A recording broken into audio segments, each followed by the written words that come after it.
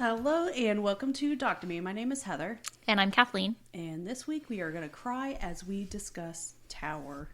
Oh boy. It is super sad and tragic, but it's really, really good. It is. It is a very solid documentary. I am going to watch it again. Yeah. Yeah, it's very beautiful. It is a 2016 American animated documentary film directed and produced by Keith Maitland. It premiered on March 13th, 2016 at South by Southwest and later aired on a PBS series called Independent Lens. And I know I initially watched this on Netflix, but that was like years ago. Just for this viewing, I found it on YouTube. First $5 we make, we'll give it to PBS. I did give money to Amazon Prime to rent it, so Yeah, and I'm probably going to buy it. Yeah, so. PBS was like, donate $5, and so yeah, I think PBS owns it now. I think that they can let us have our liberties with it, considering we make zero money on this podcast. Yes. So we spend money. Yes. It's obviously an incredibly tragic story, but what makes this film different is that it focuses on several survivors telling their stories, and it's shown as animation. Yeah, which is something I have not seen before, and I think made it, like, it's still super tragic, obviously, and I teared up quite a few times, but I don't know that I would have been able to get through it had it not been animated. Yeah. The animations are achieved by rotoscoping, which I think the most famous example of that is the music video for a-ha's Take On Me. Oh, good song. But you know what I'm talking about. Like, Oh, yeah. And then I think Disney's Snow White and the Seven Dwarfs. That one also was one. Like, especially like the dancing scene, like you can really tell. Yeah.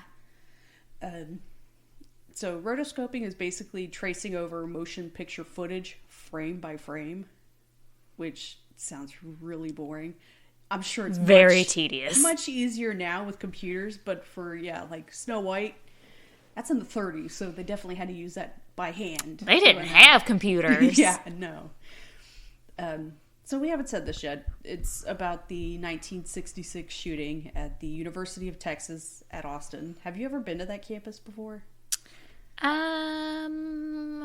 I think so. No. I went in, I want to say high school for a field trip, maybe for newspaper or something. I don't remember, but all I do remember is I had already known about this story, and walking near that tower, because the tower is so tall, like you could see it from everywhere, but like where like the one girl was laying, It's just, it makes it more... I've walked through that area, and just knowing the story and looking up and just seeing that tower, like you, even now, like you feel it. I mean, I've never been in a situation like that, but I do feel like I'm more paranoid about everything. Yeah. Just because, I mean, and always have, but just the thought of like, holy shit, someone could just decide to take us out, like, on a whim. Yeah. So the film is based on a 2006 Texas Monthly article by Pamela Koloff titled 96 Minutes. Amazing article, by the way. You have to read it. Honestly, any Texas Monthly article, you should read. Yeah, I don't get magazines. Texas Monthly, like, I will pay every month for that. Yeah, no, it is. So many, oh man, the story on Candy Montgomery, like, yes. You have to read that one. Like, any Texas Monthly, like, is worth a read. Yes. It's amazing. The only magazine worth having. Oh, absolutely. Just love me some Texas Monthly. Who's the one main guy? Chip? Was it Hollingsworth? Yeah. Oh, phenomenal writer. So Maitland, the director, read the article and asked Koloff to have lunch with him. He suggested making a film about the story, and Koloff became one of the executive producers of the film. Various UT students worked on the film as interns. To finance the film, an Indiegogo was started, and it generated almost $70,000 from over 330 people in 6 weeks. In the final days, alumni of UT offered up a matching amount. which is incredible. Like, Yeah. that's just... Early on, Maitland realized that he and his team likely would not be able to film reenactments on the campus. Yeah, there's something about, like, a school shooting on an active school. Yeah, it's rough. So instead, they decided to go with the rotoscoping, using footage mostly shot in his backyard, which is interesting. Animation was done by production company Minnow Mountain, and they used pictures Maitland had shot around campus. Plus, there's also, like, archive footage. Right, which is, like, a huge thing. Like, they have a lot of, like, photographs and video and news footage. Like, it's, like, very real. Yeah. Over 100 people were interviewed, including, at the time, media, police, students, and faculty who had witnessed the events, but only a select few were chosen. And it does seem like the people they pick, like, are main. Yeah, I felt like they had a lot to add to... Like, I mean, obviously, Claire being, like, and the officers, like, being, like, the biggest. Well, I mean, Claire's, like, one of the big ones because she was the first one on the ground. And just, like, you know, her entire story. Anyway, yeah. Like, her life story, like, just the Texas Monthly article, just, you know. Yeah. It's really interesting. We start on the morning of Monday, August 1st, 1966. Claire Wilson is 8-month pregnant 18-year-old with her boyfriend Tom Ekman. They get out of class early, grab some coffee at Student Union, and then head over to their car because they needed to put another nickel in the parking meter. The good old days. So at 11:48 a.m., you know, it's a big deal when we have a time. They're walking across campus when suddenly Claire is hit with a bullet in her abdomen and she hits the ground. She described it as feeling like she was electrocuted. Yeah, like she doesn't even know what has happened. She just goes down. Tom goes to reach out for her, and he is also struck in the neck and dies instantly. I was really hoping that passerby that told him to get up was just added as an effect, but I read her statement where it definitely happened. Well, and you have to remember that, like, there were a lot, it was like protests and stuff like that. Like, it was a very progressive... She assumed he thought she was part of a theater group protesting Vietnam War. Right. And so, you know, he's just like, you know, get up, pick up your books, like, get off the ground. Stop horsing around. Yeah. And and then it's like, oh shit. Because like, clearly she's not just laying there bleeding for fun. No. Alec Hernandez is a 17-year-old high school student delivering newspapers on his bike and is shot in the leg. Alan Crum, a 40-year-old retired Air Force tail gunner, was a manager at the University Bookstore Co-op across the street. He saw Alec being dragged by people, went out to break up what he thought was a fight. Yeah, like he's just, you know, standing there working, and he's just like, oh, these kids. Youths. Learning the kid had been shot and hearing other shots, he decides to begin rerouting street traffic out of harm's way. After this, not being able to safely make his way back across the street to his store, which I looked at pictures of the front of the store. Like, the front of the store, yes, you could see, like, the entrance, you could see from the tower, but you just go a little bit across the street and it's blocked off by other buildings. So, yeah, there's no way he'd be able to go in the store. Yeah, so he decides to head for the tower to find a phone to call the store and his wife to let them know he's okay. Which at this point, like, my kid... Well, at this point, you don't know you're going to be okay. Right. Like, you don't even know what's happening. And, like, you know, Claire had said, like, she was like, you know, is Vietnam, like, coming here to Austin? Like, it, you know... We're in the middle of a fucking war. Yeah. And she has no idea what's happening. She's like laying on the ground. People are being shot. Like, what the hell? And it kind of reminds me of, do you remember, I think it was 2 or 3 months after 9/11, there was that plane crash in New York. Yes. And everybody, like, right away thought, oh my God. It's happening again. Yeah. And it makes sense. Like, you know, there's this huge thing going on and, like, maybe it's, you know, made it over to Texas. Like, shit happens and you're just like, oh God, it's happening again. And you don't know, well, like. And it's also, like, almost 3 years after Kennedy. Which was also in Texas. Yeah. So I mean, it just... But yeah, my kid like happened to come in as I started watching it and became engrossed. It was a really good documentary. Yeah. She's 11 and she's just like, why is he trying to get to a phone to call his wife in his store? Didn't have cell phones. And I'm like, well, because something's happening and like his wife and the store are going to have no idea, because it's not like now where you can just look at your cell phone and like all these like articles and like, breaking bulletin and all this stuff. Like people are going to be worried. Like you have to like find a way to communicate with everyone. He's not able to get a call out because lines are busy, but he sees Officer Jerry Day and offers to help. Claire is still laying on the pavement and basically feels her baby die. At 8 months, that baby's absolutely moving around. And with her adrenaline going from this moment, like... Oh, yeah. To feel the baby stop moving, you're going to know right away.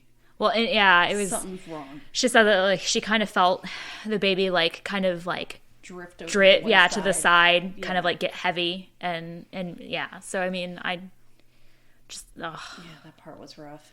Alec is finally in an ambulance on his way to the hospital when it stops after a few minutes to pick up another victim.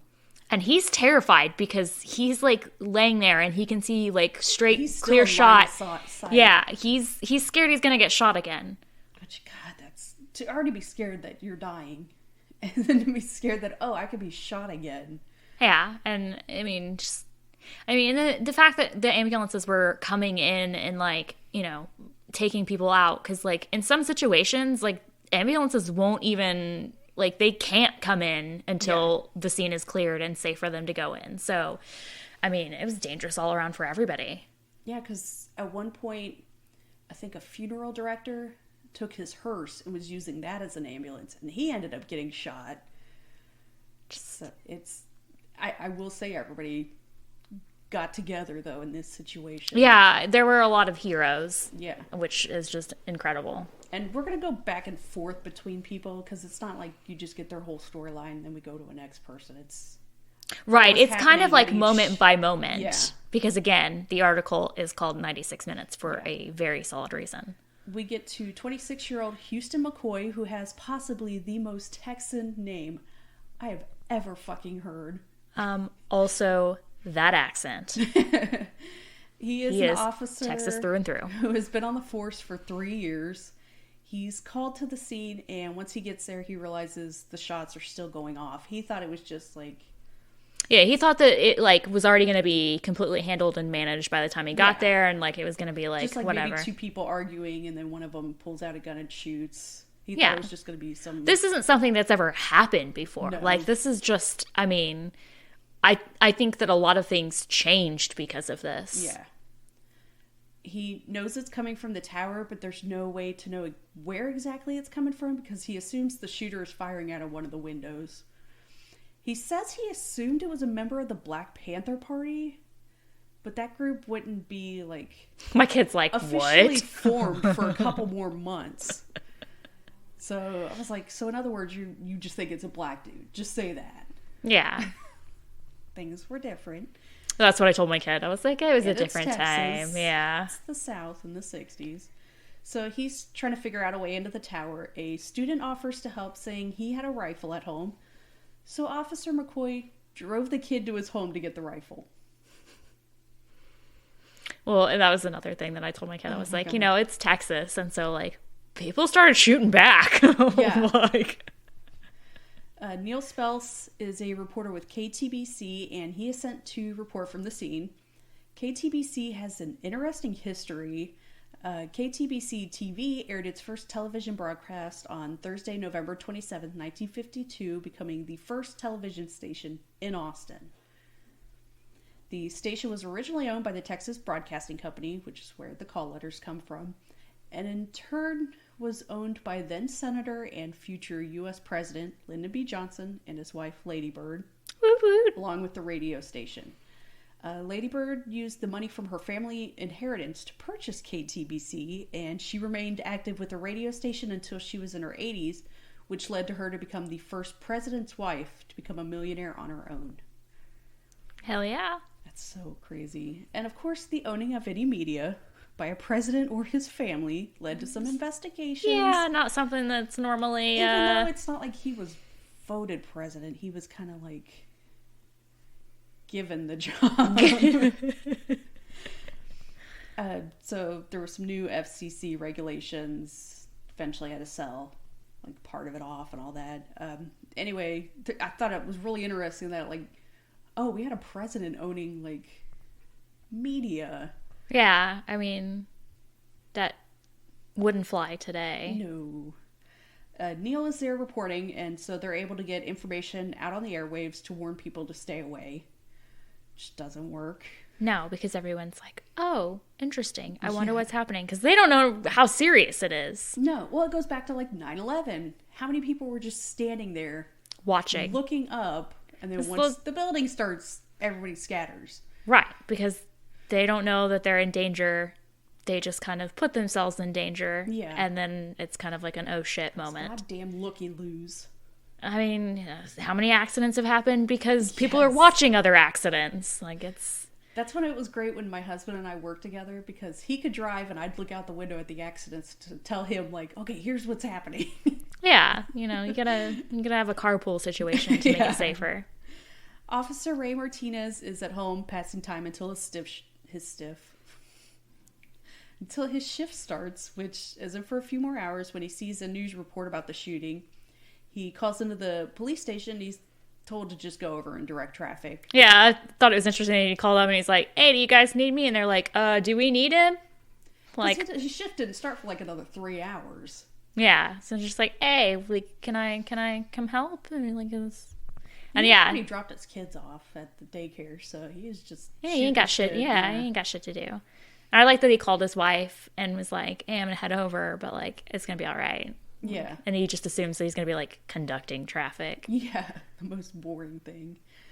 We go back to Claire, who is still on the ground in a lot of pain and losing blood, and she's laying on this pavement in the middle of the day with no shade.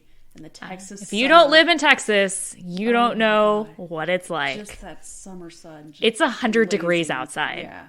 She's melting into the cement. Like, and also when you're pregnant, you're already hot and sweaty. Oh, yeah. And she's got, like, bare legs that are literally, like, being scalded by the... Like, it gets so hot in Texas, like, you can fry an egg on the cement. Yeah. It's, like, ridiculously hot and just... Ugh. And so, like, her bare flesh is just laying there, like, unprotected. I mean, you can get a sunburn just going out and getting the mail coming back. Like, it's so bad. It's dangerous. She's just stuck there listening to people arguing about someone going over to save her, which, God, that's gotta be frustrating. Yeah, she's just completely helpless. After half an hour goes by, a redheaded girl comes sprinting over and just, like, lays on the ground next to Claire. She's like asking Claire, "Are you okay?" And she's like, "Lay down." Yeah, yeah. Like shots. Yeah, shots are still ringing out. This girl just like goes over and just starts talking to her. Yeah.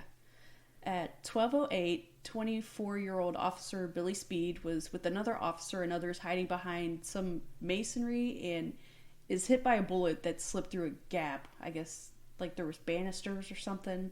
Yeah, it was kind of like the open,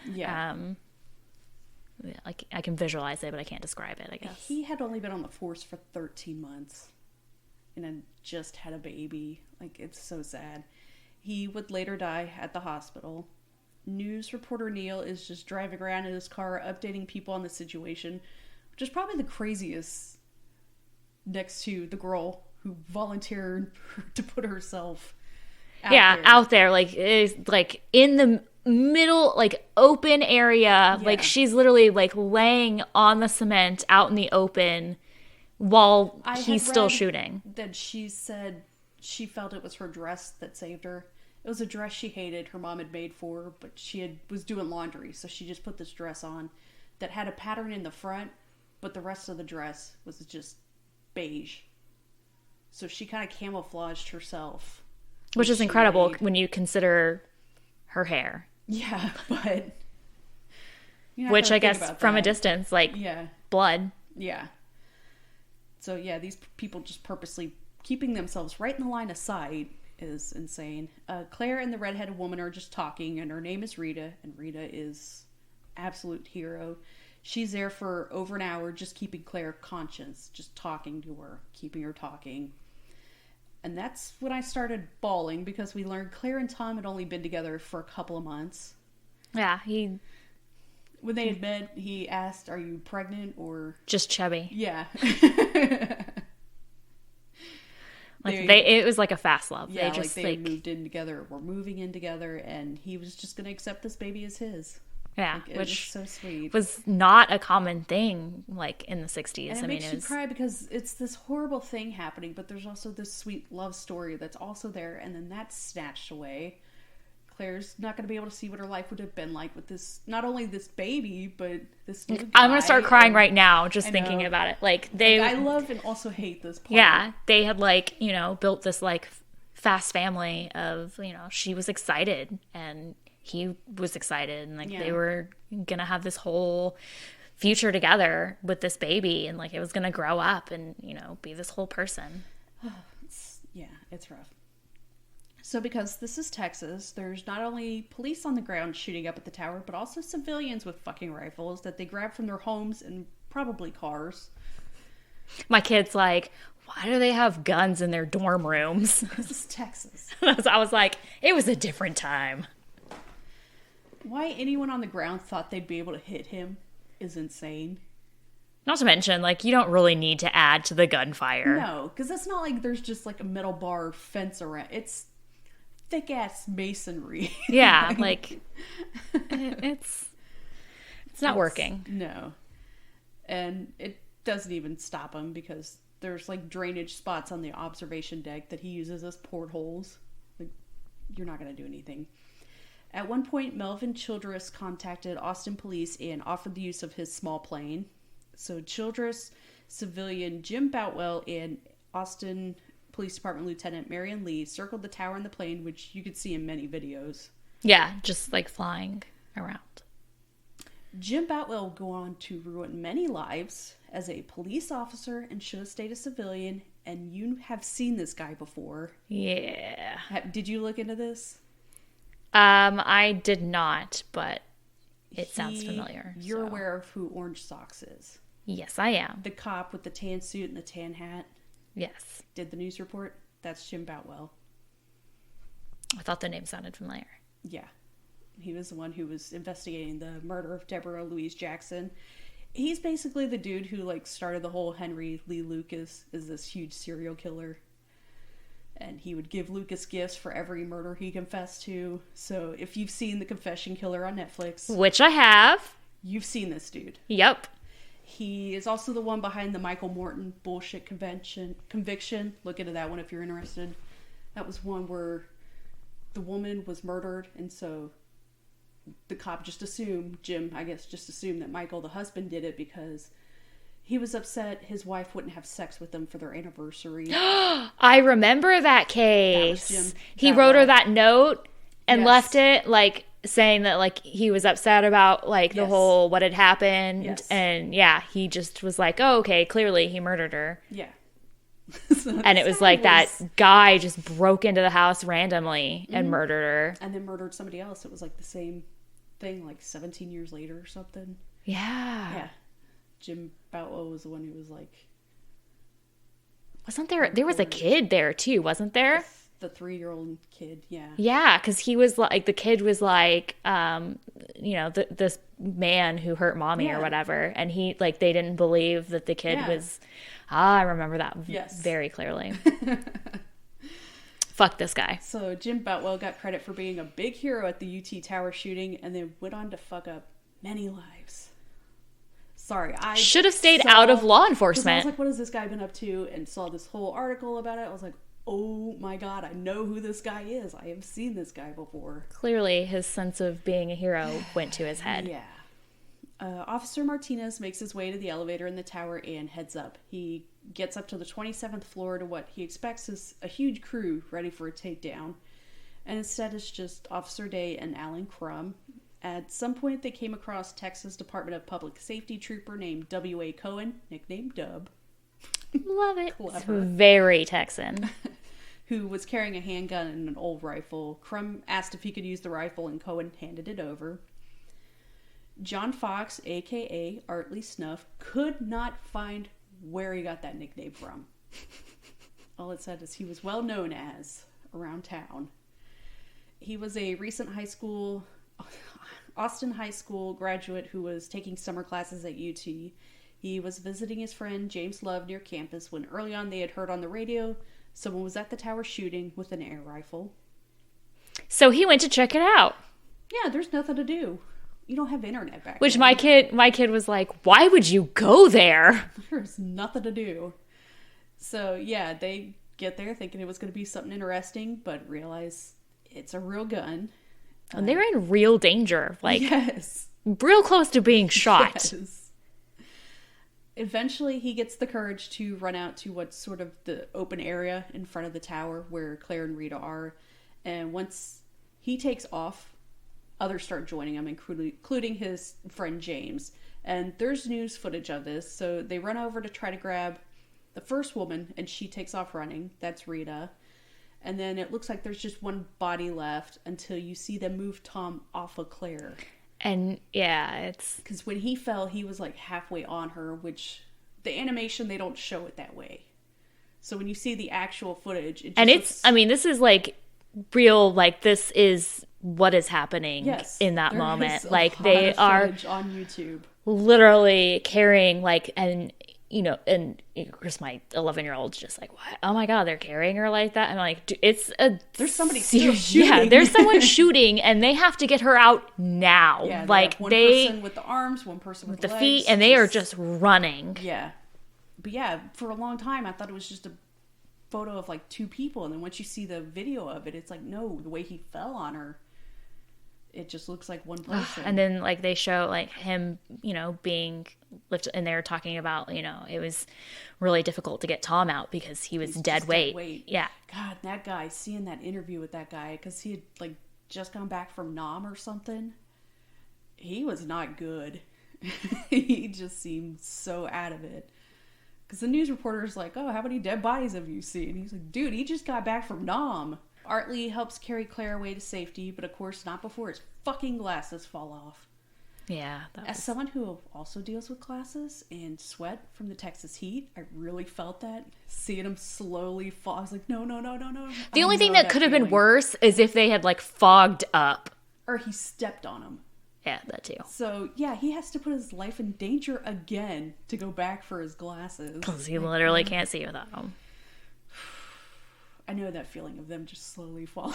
Oh, yeah. Like slippery, just down the nose. So, back up to the top of the tower. Martinez, Day, and Crum reach the 27th floor of the tower.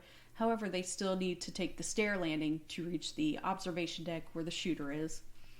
They stumble upon some injured and dead on the landing, and I'll get to who they are at the end. Crum and Martinez are kind of getting their plan ready, which leads to this humorous moment between the two of them, with Crum asking Martinez to deputize him, and Martinez not realizing this is a civilian. Yeah, he has no idea. He just assumed that he was some other form of law enforcement. So Martinez tells Crum to remain at the door. He does deputize him. At some point, McCoy and Dave reach the observation deck and join them. Martinez and McCoy round the northeastern corner, and Day heads towards the other way. Crum fires the rifle he has because he said he heard the shooter headed towards him. Like, there's some reports that say it was an accident, and then there's other reports that he said he heard him. Yeah, see, it seemed like an accident, but the way he said it, like, he heard him, and he, like, tried to scare him back the other direction, and then he said, like, it worked, and he ran back the other direction. Yeah. That one's kind of weird. I didn't understand. So the shooter was distracted with the shot from Crum, and Martinez jumps out and fires at the shooter. And here's another one where it says all his shots missed, but the autopsy report shows like large caliber. So when he said that he emptied, I know some of the stuff is foggy, I would say. Yeah. Well, and I think that they also they didn't want to come off like they didn't give the man a chance to surrender or something like that, or like that they shot him unlawfully. But, I mean... This was before, like, even Columbine, they didn't immediately just go in to stop a shooter. Like, they didn't have a plan for this kind of thing. Yeah, exactly. This was something that was completely unprecedented, and they just kind of, like, were winging it. Yeah. And, whoever happened to get there got there. And, I mean, rightfully so, he turned the corner and he just, like, unloaded on this guy. I mean, he's still taking people out. Yeah. So, yeah, he fires his weapon. McCoy fires his shotgun and hits him straight on the face with a shotgun blast, killing him instantly. They also were shooting him on the left side, and it's another one of those things that's not very clear.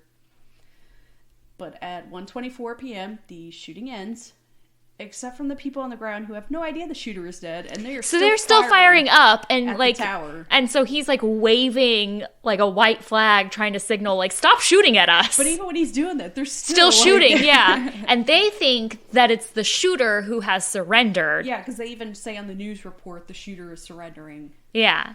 And it's this poor man who's like, been a hero, and they're shooting at him. Once people finally realize it's over, the footage is so incredible of people like staying in the shadows, being absolutely still, and then just starting to walk like nothing happened. Like somebody just like pressed play on a remote.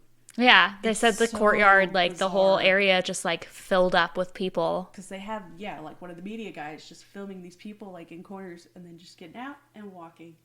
And it's so weird.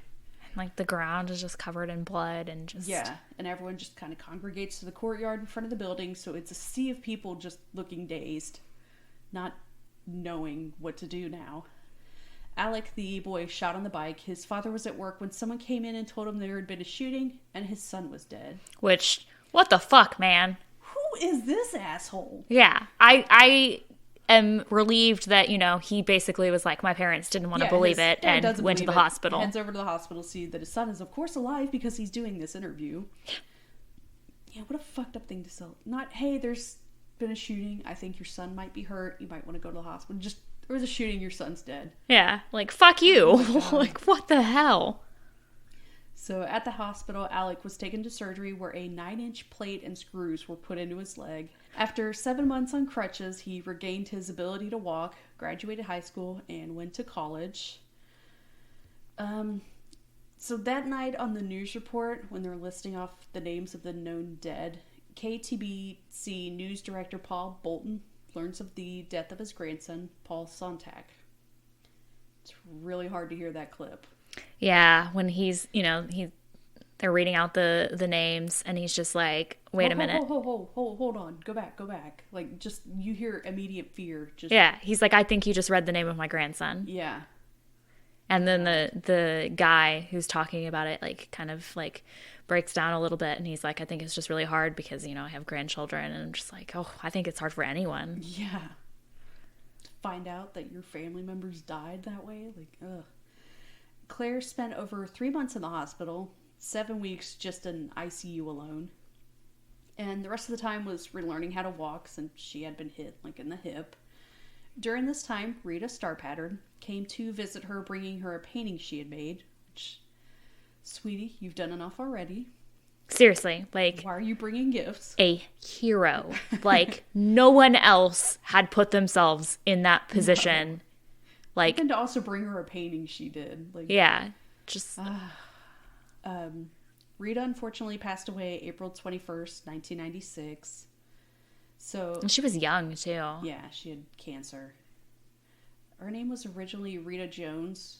Well, Rita Jones was her married name. Her name before was Rita Murphy. So when she was going through her divorce, she didn't want to use any of those names because those were boring. So she went with Starpattern.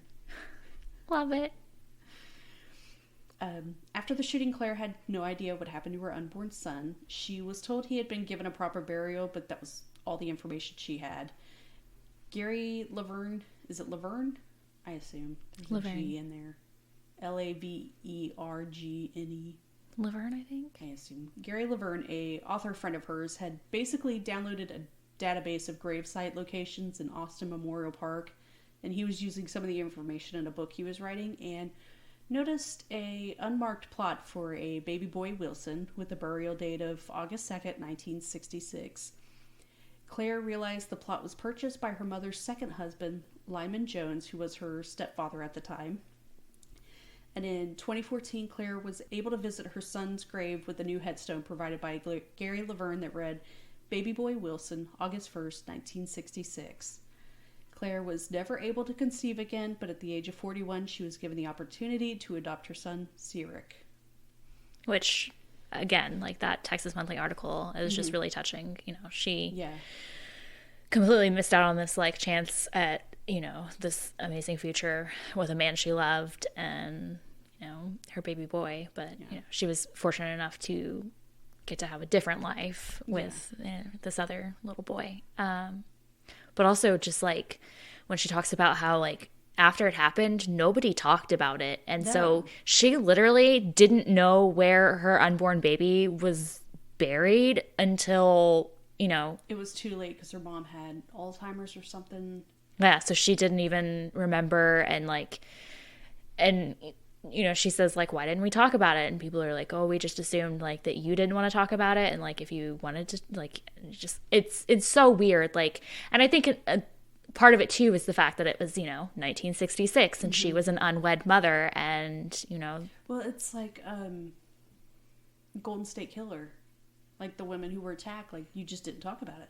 No, you didn't. And, you know, so she lost her baby, but, you know, it wasn't, like, it was tragic, horrible. But the best thing to do is just sweep it under the rug. Yeah, you push that shit down, you forget about it, and you move on with your life. And so that's what everyone did. And I couldn't imagine, like, you know, having, not to that extent that, like, it was a whole baby that could exist outside of me, but, like, I've lost a pregnancy, and just like that was tragic enough for me that like it was hard not to think about like what could have been, and just the idea that like she carried this baby for 8 months, like, and to not know, you know, where he went and not being able to go. I don't know that she ever even like had a name for the baby. Like it just, the idea, I don't know, just, it just kills me. Alan Crum was offered a check from the city of Austin for 1 day's deputized citizens' pay, which he turned down. He is an absolute hero. It was probably like $5. Yeah. He passed away in 2001. Houston McCoy passed on December 27th, 2012. He was the one who was like a big proponent of like Rita's story. Like he had asked his daughter to get in contact with somebody to write up something in a newspaper. Yeah, she was like the first. I mean, obviously, like the men who went into the tower and stopped him were like the huge, like, you know, just like they saved the day and ended it all. Said it was their duty. Right. For you her know, to put herself into danger like that. Right. Just like this young all these woman. Other people are just standing there watching as she's bleeding to death. And like, and I mean, I'm not going to say that like being pregnant made her like more sympathetic. Yeah. But I mean, most people see a young pregnant woman and immediately are just, you know, drawn to this, and you know, you want to protect them. Exactly. Like, I mean, her life's not more valuable because she's pregnant or whatever, but like, just it's a visual, like that's two people right there, kind of thing. And just Rita was just absolutely fucking phenomenal. Ray Martinez has his own Wikipedia page. He's had an interesting life and career since the shooting. As far as I can tell, he's still alive. So let's just get into the rest. God. Beginning at 12:30 a.m. on August 1st, 1966, 25-year-old piece of shit Charles Whitman stabbed his mother, Margaret Elizabeth Whitman, to death. At 3 a.m., he stabbed his wife, Kathleen Leisner Whitman, to death. His excuse? He wanted to spare them from future humiliation and suffering. Which is so many family annihilators. Like, this idea that, like, people can't go on without you. Yeah. Like, please, allow me to come to terms with how shitty you are. Yeah. So, the guy with an amphetamine and gambling problem who beat his wife didn't want to embarrass them. Okay. He took the time to call their jobs and report them as sick, so I guess he didn't want to embarrass them with a no-call, no-show. Like, heaven forbid they get fired. Later that morning, he rented a dolly, like you use for moving, cashed $250 worth of bad checks at a bank, which I think a criminal to the very end. It's about $2,000 today. He then went all over town buying multiple guns, ammunition, and a can of gun cleaning solvent. You gotta keep that shit tidy, Heather. He went home and loaded up his footlocker with 7 guns, more than 700 rounds of ammunition, food, coffee, vitamins, Dexedrine, Excedrin, earplugs, jugs of water, matches, lighter fluid, rope, binoculars, machete, 3 knives, a transistor radio, toilet paper, a razor, and a bottle of deodorant. He really, really had intention to go on forever. Yes. He then like, who brings deodorant to, like... toilet paper? Is he gonna shit up there? He had every intention of just, like, camping out up there and going on as long as he could. He put on khaki coveralls over his shirt and jeans. At about 11:25 a.m., he reached the campus where he showed fake identification to obtain a parking permit. Got to do it by the book. He was claiming to be a research assistant, so he wheeled his footlocker into the main building and couldn't get the elevator to work. An employee named Vera Palmer activated for him, and Whitman thanked her, saying, "Thank you, ma'am," and then just repeatedly said, "You don't know how happy that makes me." Fucking creepy. Like, that's, ugh. He gets off at the top of the 27th floor and begins yanking that stupid heavy dolly up the flight of stairs that led to the reception area before the observation deck. Here he encounters receptionist Edna Townsley. He knocks her to the floor, splits the back of her skull with his rifle butt, and then struck her above the left eye before dragging her behind the couch. So when they were talking about that, finding that body behind the couch, that was her. There were 2 people who entered the reception area from the observation deck and noticed Whitman and his guns, but just assumed he was heading to the observation deck to shoot pigeons, like you do. On a college campus. Once they start down the elevator, he pushed a desk in front of the entrance from the stairway. M.J. Gabor, his wife Mary Frances, and their sons Mike and Mark were in Austin visiting M.J.'s sister Marguerite Lampour and her husband William. They were climbing up the stairs when they encountered that desk, so Mike and Mark squeezed past. Whitman fired his shotgun, hitting Mike in the shoulder and Mark in the head. He then fired down the stairs, hitting Marguerite and Mary Frances. M.J. and William were not hit and went for help. Whitman then shot Townsley in the head before exiting to the observation deck, and at 11:48 a.m. is when Claire is struck. During Whitman's autopsy, a pecan-sized brain tumor was found. Despite back and forth over the years, it's been somewhat widely agreed that the tumor, along with the amphetamine used, could have contributed to his inability to control his emotions and actions. Which makes sense. He killed 18 and injured 31. Fuck him. I have to agree. So events like this were not handled well. They didn't even have the kind of weapons needed to put an end to this from, all the cops had pistols. Yeah. So this was really it really brought about a lot of changes for the way things like this were handled. SWAT team, that's not a thing. Yeah. They were completely unprepared. Yeah. And that's why he was able to, go on this whole rampage for 96 minutes. That's a long time. When you think about, the documentary is, 82 minutes. Yeah, and... So imagine watching this, and there's still another, 14 minutes. Yeah, it just... that when you think about, other... active shooter situations, they shut that shit down as quick as they can. Yeah. And just, in this case, like he had said to some friends, I think at one point, that they thought was kind of creepy, I guess, that he had made a comment about how, you could hold off an entire army, I guess, from the tower. Yeah. And he essentially was able to do that. He had held off all these for months that he wanted to shoot somebody from the tower. So yeah, even the like afterwards, what do you do?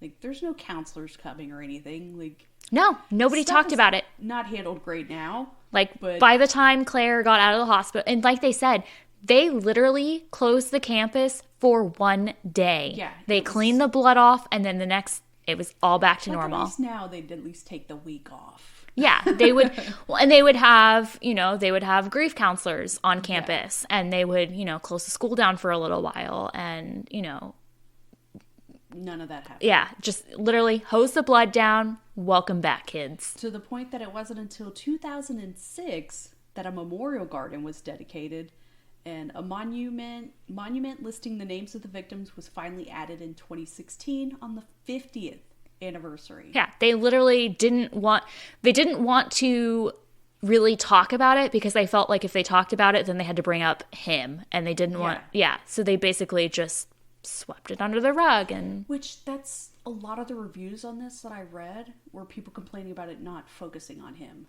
It's not supposed to. No. I That's what I loved about this. Yes, is it talks about the victims and their and stories. he's just an afterthought. Like, Yeah. they don't go into his life. They don't go into his reasoning for any of this until the very end. Yeah, because he's not important in all of this. No. It's about the people who experienced it, and just their thoughts and feelings, and the entire ordeal. Just, he was just the cause. Yeah. And this whole documentary is the effect. Yeah. Following the shootings, the observation deck was temporarily closed from August 1966 until June 1967, and then closed again in 74 due to suicides. It was opened again in 99 after some security and safety issues were... safety features were added, but then closed it down again after 9/11 to add more security. And tours are canceled indefinitely now. I assume COVID. Makes sense. So the victims in this were Thomas Aquinas Ashton, Robert Hamilton Boyer, Thomas Frederick Ekman, and Baby Boy Wilson, Mark Gabor, Marguerite Lampour, Karen Griffith, David Hubert Gumby, who initially survived the shooting. However, during surgery, it was discovered that he only had one functioning kidney to begin with, which had now been severely damaged. He was in great pain for the rest of his life. In 2001, he died 1 week after discontinuing dialysis, and his death was officially ruled a homicide, so he was added to the list. Thomas Ray Carr, Claudia Rutt, Paul Bolton Sontag, Roy Dell Schmidt, Officer Billy Paul Speed, Edna Elizabeth Townsley, Harry Wolchuk, Kathy Whitman, Margaret Whitman. So yeah, this was the first televised mass shooting, which that's crazy to think about. And Not the first school shooting, not the first mass shooting. But Yeah, it was the first at all. Televised. Right. It was a big deal, and I think the first big mass shooting was in New Jersey. Wasn't it that Ehrman guy? yes. I think that was his name. Yeah, while at the time it was the deadliest mass shooting by a lone gunman in U.S. history, but it would only take 18 years to surpass that with the San Ysidro McDonald's massacre. I think on the top 10 it's still number 9 or something. It's insane.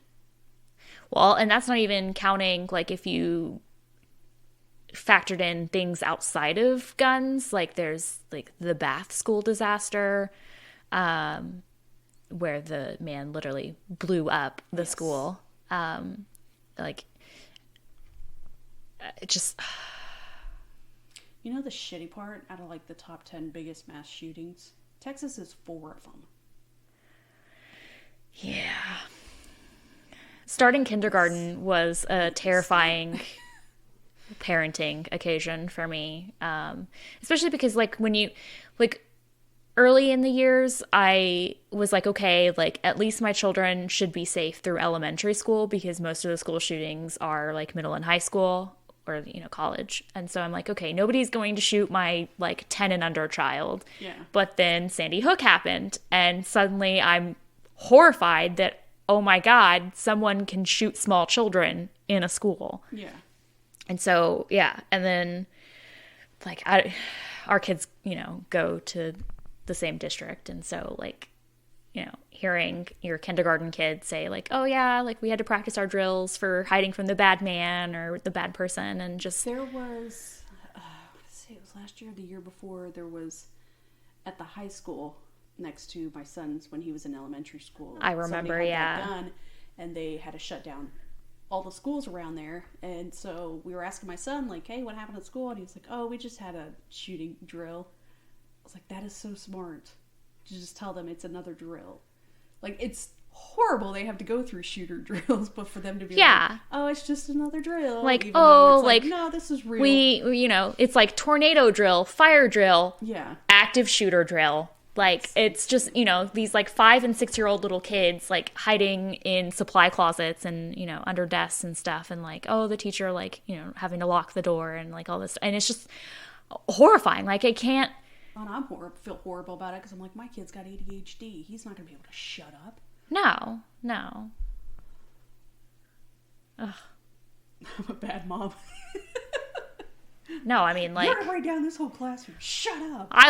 No, my kid would have to be, like, muffled. It's like when Columbine happened, my parents coming in like, hey, you feeling okay? Yes. Do we need to talk about anything? Do we need to talk about anything? We okay? We good? Are we good? Yeah, like.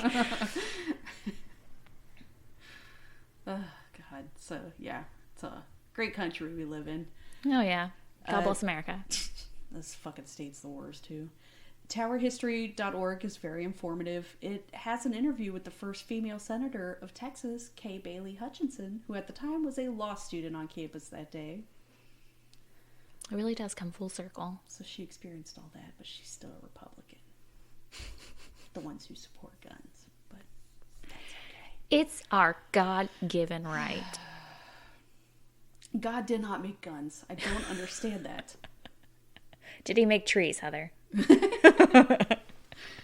Texas Monthly has many great articles. Seriously, hit them up. The one titled "The Reckoning" about Claire, like her life story and all that. Yes, that and the 96 Minutes, like both which were both written by the same person, phenomenal. Pamela Coloff, who was the one who wrote the 96-minute article the film was based on. I love Texas Monthly. And again, like Candy Montgomery. One. Yes.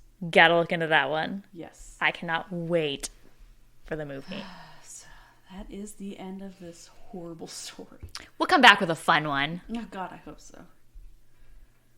I know, because I was excited for this one because I'm like, it's so good. But then getting into it, I'm like, oh, fuck, this is... That's the problem with, like, yeah, it's like, it was such a phenomenal documentary. Like, I'm going to watch it again.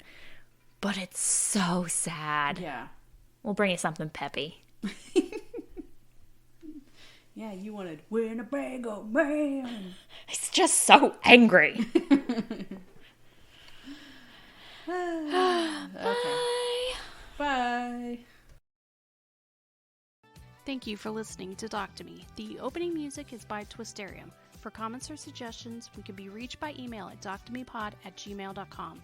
Find us on Twitter at doctomepod and find a link to our Facebook group in the show notes. Thank you.